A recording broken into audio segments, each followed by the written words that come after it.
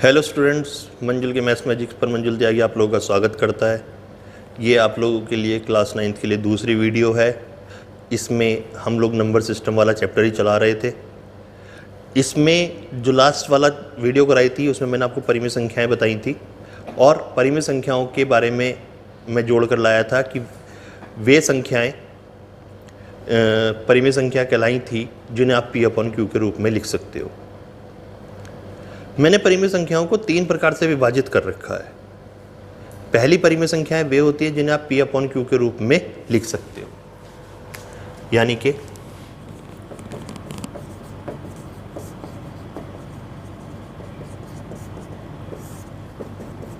P/Q के रूप की संख्याएं मतलब जैसे 4/3, 7/1, -5/3, 0/5, ये सब संख्याएं जो हैं परिमेय संख्याएं। दूसरी जिनका आप अंडर रूट पूरा निकाल सकते हो, जैसे √4 2, √25 5, इस तरीके से ये संख्याएं भी जो है परिमेय संख्याएं कहलाती हैं। तीसरा वे संख्याएं जिनका जो दशमलव के बाद के अंक जो है रिपीट करते हो, चाहे वो किसी भी सेट में करते हो, एक अंक रिपीट करता हो, 2 करते हो, 2 से ज़्यादा करते हो, उनसे कोई मतलब नहीं है, लेकिन उसमें अंक दशमलव के बाद के रिपीट होने चाहिए, तो वे सब परिमेय संख्या कहलाई थी। अब जो बात आती है परिमेय के बाद में, जो संख्याएं परिमेय नहीं है वे सारी संख्याएं कहलाती हैं अपरिमेय संख्याएं। अब इस वाली एक्सरसाइज के अंदर हम लोग अपरिमेय संख्याओं के ऊपर बहुत ज़्यादा ध्यान से पढ़ेंगे। इम्पॉर्टेंट नहीं है, प्रॉब्लम ज़्यादा करता है, कंफ्यूजिंग ज़्यादा करता है। कारण क्या है कि अपरिमेय संख्याओं को परिभाषित करने का या इनके लिए कोई स्पेशल फार्मूला है ही नहीं। तो मैं इसको आपको इसी वजह से परिमेय संख्याओं से जोड़कर सिखा रहा हूँ, जिससे कि आप इनको आसानी से समझ सको। मैंने बताया था कि परिमेय संख्याएं वे संख्याओं कहते हैं जिन्हें P/Q के रूप में लिख सकते हैं, यानी कि पहले इसकी अपरिमेय संख्याएं वे हो गई जिन्हें आप P/Q के रूप में नहीं लिख सकते।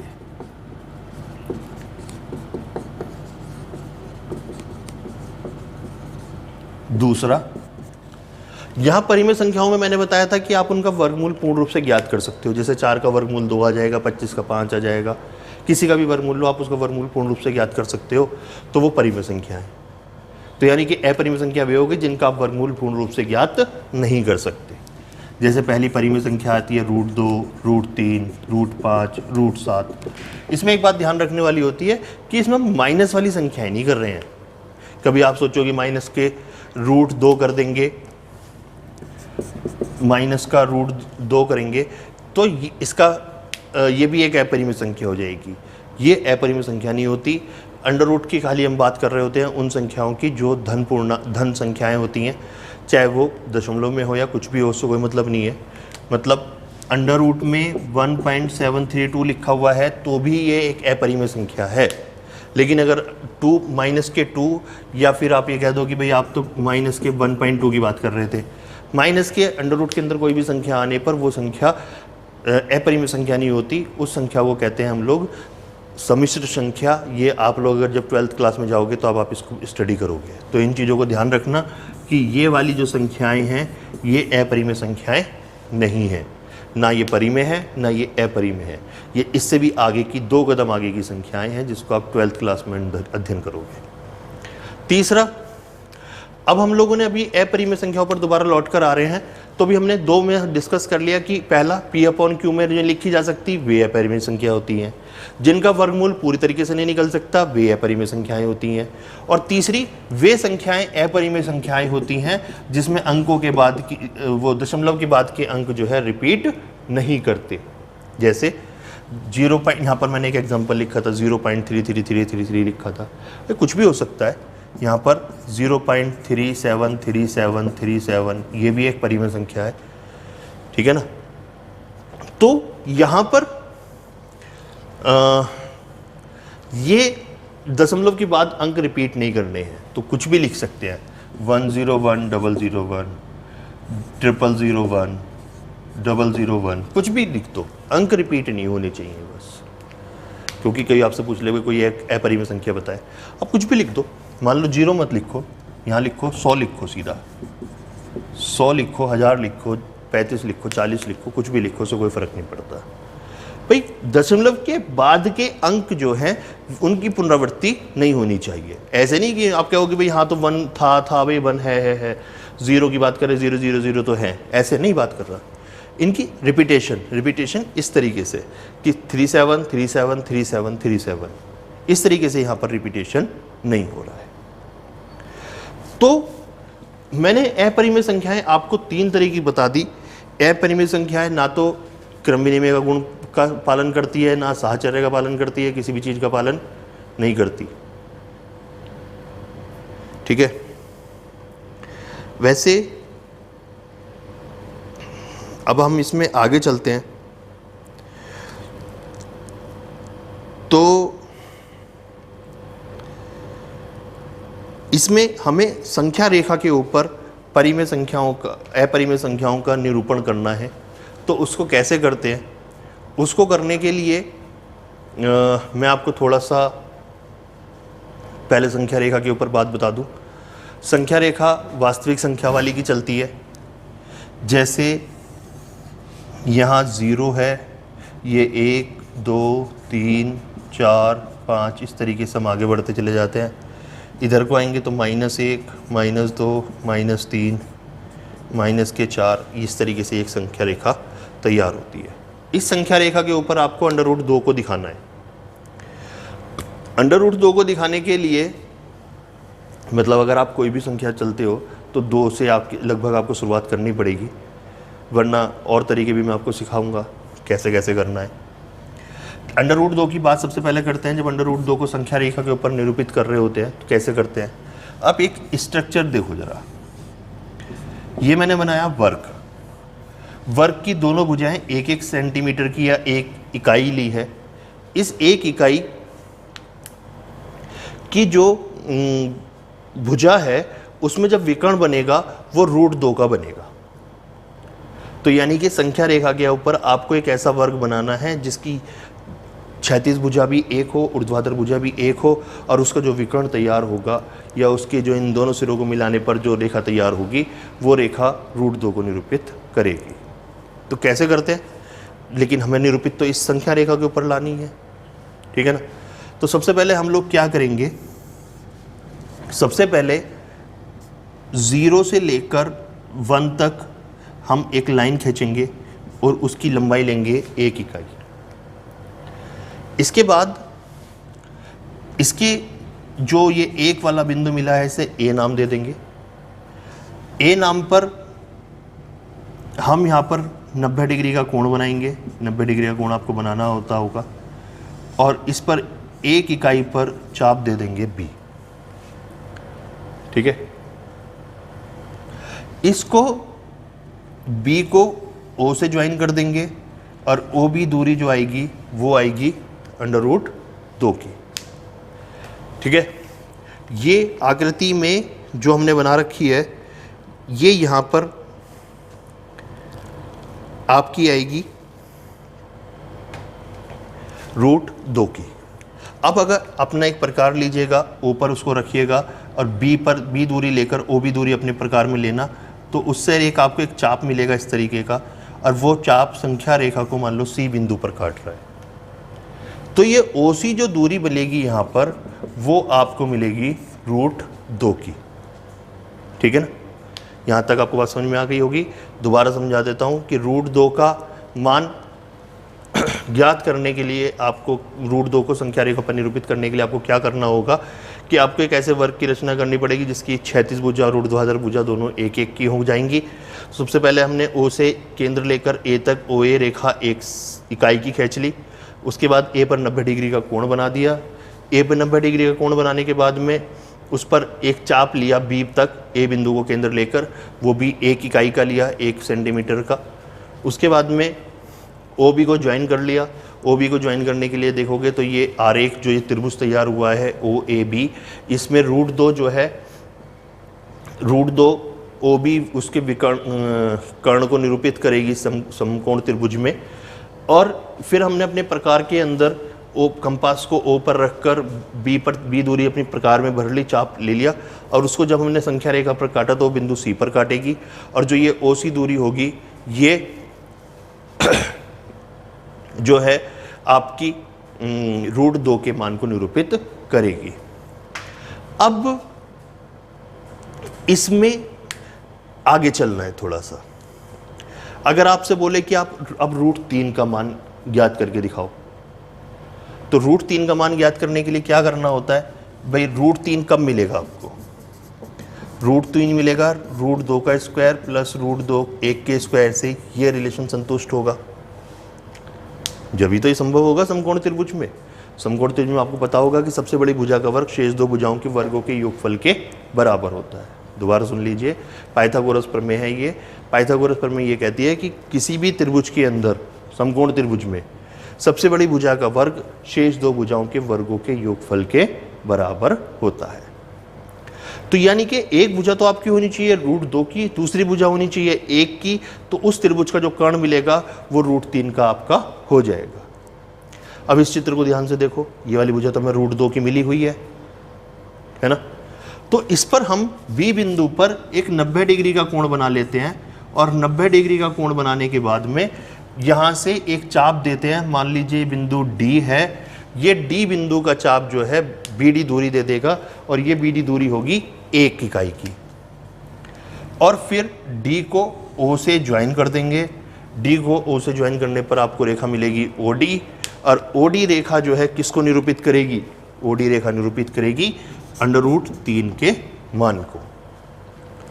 ठीक है, √3 के मान को निरूपित करेगी। और अगर आपको संख्या रेखा पर दिखानी है तो अपने प्रकार में ओडी दूरी को भरिएगा और एक चाप दीजिएगा, और ये संख्या रेखा को मान लीजिए ई बिंदु पर कट करेगी, तो ओ ई दूरी जो है वो √3 के बराबर हो जाएगी। अब बात आती है √4 का तो मान आ जाता है 2, उसकी तो कोई दिक्कत है ही नहीं। अब √5 की बात आए तो √5 को वही इस वाले संबंध से देखेंगे। तो इस वाले संबंध से आएगा 2 का स्क्वायर प्लस 1 का स्क्वायर, तो ये भी तो √5 का स्क्वायर मिलेगा आपको, है ना भाई? 2 का वर्ग 4, √1 का वर्ग 1, तो 5 आ गया। 5 का अंडर रूट का वर्ग करके मिल जाएगा आपको ये। तो इसका मतलब ये है कि अगर आपको संख्या रेखा पर √5 निरूपित करना है तो आपको क्या करना पड़ेगा कि पहली जो दूरी है वो तो आपको 2 लेनी पड़ेगी, 2 मीटर 2 सेंटीमीटर 2 इकाई।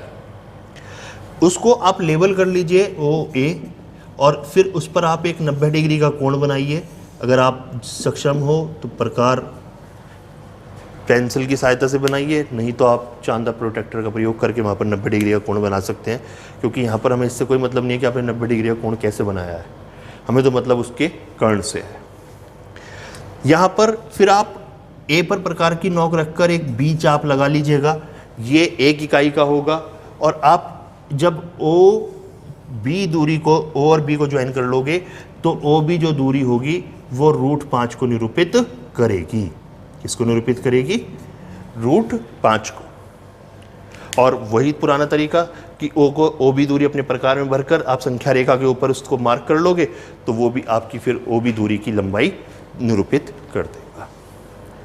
इस एक्सरसाइज के अंदर यही मेन 2 ही चीज़ें ज़्यादा पूछी गई हैं, और इनको हम लोग ज़्यादा ध्यान से मैंने आपको समझाया भी है। ये आपको बहुत अच्छा आना चाहिए। अगर कोई इशू हो तो इस वीडियोस को प्लीज़ बार बार देख लीजिएगा। अब हम एक्सरसाइज में चलते हैं। तो एक्सरसाइज में पहला ही क्वेश्चन कह रहा है कि निम्न दिए गए कथन सत्य या असत्य हैं, अपने कारण का उत्तर भी देना है। पहला है प्रत्येक अपरिमेय संख्या वास्तविक संख्या होती है। हाँ, एक्चुअली क्या होता है कि मैं दोबारा से थोड़ा सा जोड़ कर लाता हूँ पीछे से। मैंने सबसे पहले बताई थी प्राकृतिक संख्याएं, गिनती में प्रयुक्त होने वाली संख्याएं प्राकृतिक संख्याएं थी। उसके बाद पूर्ण संख्याएं, जब हम प्राकृतिक संख्याओं में शून्य को सम्मिलित कर लिया था।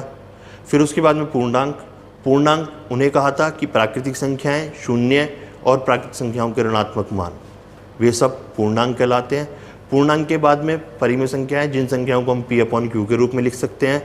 और फिर उसके बाद में अपरिमेय संख्याएं, जिनको हम P/Q के रूप में नहीं लिख सकते। अब इन दोनों का जो कॉम्बिनेशन होता है वे वास्तविक संख्याएं बनाता है। मतलब कोई भी संख्या होगी, वास्तविक संख्या अगर होगी, या तो वो परिमेय होगी या फिर वो अपरिमेय होगी। यानी कि सभी परिमेय संख्याएं और सभी अपरिमेय संख्याएं मिलकर बनाती हैं वास्तविक संख्याएं। तो ये सही कह रहा है कि पहले पॉइंट में प्रत्येक अपरिमेय संख्या एक वास्तविक संख्या होती है। दूसरा कह रहा है संख्या रेखा पर प्रत्येक बिंदु रूट m के रूप में निरूपित होता है, जहां m एक प्राकृतिक संख्या है। संख्या रेखा के ऊपर आप लिख सकते हो, जैसे मान लो अगर हम 2 की बात करें कि 2 संख्या रेखा के ऊपर निरूपित है, तो ये रूट m है, यानी कि 4 का वर्गमूल है। कोई ना कोई संख्या, जो भी कोई संख्या आ रही होगी संख्या रेखा के ऊपर, यानी कि 1.11 भी आ रहा है अगर, तो वो किसी न किसी संख्या का वर्गमूल अवश्य होगा। तो यानी कि ये कथन भी सत्य है। तीसरा कह रहा है प्रत्येक वास्तविक संख्या एक अपरिमेय संख्या होती है। नहीं, ये उल्टा हो गया है। मैंने बताया था कि ये दोनों संख्याएं, परिमेय और अपरिमेय संख्याएं मिलकर वास्तविक संख्याएं बनाती हैं। तो हर परिमेय संख्या और हर अपरिमेय संख्या वास्तविक संख्या तो होती है, लेकिन यह आवश्यक नहीं है कि हर वास्तविक संख्या परिमेय संख्या हो या हर वास्तविक संख्या अपरिमेय संख्या हो। ये वाला कथन असत्य है। दूसरे क्वेश्चन के अंदर कह रहा है कि क्या सभी धन पूर्णांकों के वर्गमूल अपरिमेय होते हैं। ये तो आप लोगों ने अब तक देख चुके होंगे कि सब धन पूर्णांकों के वर्गमूल जो हैं अपरिमेय नहीं होते। जैसे 4 का वर्गमूल देखो, 4 एक धन पूर्णांक है, लेकिन इसका वर्गमूल करा है तो 2 मिला है, जो क्या है एक अपरिमेय संख्या। लेकिन 2 का वर्गमूल करा है, 2 एक धन पूर्णांक है, लेकिन इसका वर्गमूल जो है क्या है अपरिमेय संख्या। तो हर का नहीं होता, लेकिन सभी कुछ संख्याओं का जिनका पूर्ण वर्गमूल ज्ञात नहीं हो पाता है वो सभी अपरिमेय होती हैं। एक ऐसी संख्या का वर्गमूल का उदाहरण दीजिए जो परिमेय संख्या है। ये मैं आपको उदाहरण दे चुका हूँ, जैसे रूट 25 को निकाल के दिखा सकते हो आप। रूट 25 5 के बराबर है, यानी कि धन पूर्णांक 5 है, लेकिन उस धन पूर्णांक 25 है, लेकिन उसका वर्गमूल कितना आ रहा है 5। तीसरा, दिखाइए कि संख्या रेखा पर रूट 5 एक किस प्रकार निरूपित किया जा सकता है। तो ये चीज़ को मैं आप लोगों को बता ही चुका हूँ कैसे इसकी मैंने रचना करी है कि रूट 5 को निरूपित करने के लिए पहले मैंने पाइथागोरस के संबंध से एक संबंध पता कर लिया कि मेरी जो समकोण त्रिभुज बनाना है उसकी आधार कितना लेना है और उसका लंब कितना लेना है। इसको मैंने पता लगाने के बाद में उसकी मैंने रचना कर ली, और बस खास बात क्या रखनी है कि जो ओ बी दूरी आएगी उसको आप संख्या रेखा के ऊपर कट कर लीजिएगा। चौथे क्वेश्चन के अंदर यही वाला प्रोसेस दिखा रखा है कि भाई रूट 2 आ गया, रूट 2 से रूट 3 कैसे निकाला है, इस तरीके से आपको आगे के मान निकालने के लिए बोल रहा है, तो वो आप उसको कर सकते हो। जैसे आप इसको आगे बढ़ाना चाहो तो आप इससे रूट 4 का मान भी निकाल सकते हो। रूट 4 को अगर आप देखो, रूट 4 का स्क्वायर करोगे तो वो क्या मिलेगा, रूट 3 का स्क्वायर प्लस 1 का स्क्वायर। इसका मतलब क्या है कि रूट 3 वाली भुजा के ऊपर यहाँ पर फिर आप एक 90 डिग्री का कोण बना लो, चाप लगाओ, इससे मिला दो। मान लो ये F बिंदु है, OF दूरी 2 को निरूपित करेगी, जो किसके बराबर होगी रूट 4। आप इसमें रूट 5 जोड़ना चाहते हो, भाई 4 तो यहाँ ही चुकी है, यहाँ पर फिर 90 डिग्री का कोण बनाओ। मान लो ये G पर आपको वो बिंदु मिल गया 1 की दूरी पर, और OG दूरी जो है आपकी रूट 5 की हो जाएगी। तो आप इसको आगे 90 डिग्री कोण बनाते हुए बाकी सब भुजाओं को आराम से ज्ञात कर सकते हो। केवल उसमें क्वेश्चन नहीं पूछा, उसमें आपसे बोला है कि आप इस तरह की एक रचना तैयार करके देखो। तो ये हम लोग एक सर्पिल आकृति मिल जाती है। ये मेरे ड्राइंग थोड़ी सी अच्छी नहीं है, लेकिन अगर आप पेंसिल और प्रकार की सहायता से इसे बनाओगे तो एक सुंदर एक आकृति आपको बहुत अच्छी प्राप्त होगी। लेकिन जो उसकी हर समकोण त्रिभुज का जो कर्ण होगा वो आपकी उस संख्या को निरूपित करता रहेगा जिसको आप ढूंढ रहे हो। ठीक है, यहाँ इस वाली वीडियो में इस एक्सरसाइज तक ही चलेंगे। आप नेक्स्ट सेशन में हम लोग वास्तविक संख्याओं के दशमलव प्रसार के ऊपर बात करेंगे, और आप इसको यहाँ तक अच्छी तरह समझिएगा। कोई दिक्कत हो तो मुझे व्हाट्सएप पे कांटेक्ट कीजिएगा। पसंद आए तो वीडियो ज़रूर लाइक कीजिएगा, और चैनल तो सब्सक्राइब करना भूलना ही नहीं है आपको। Thank you.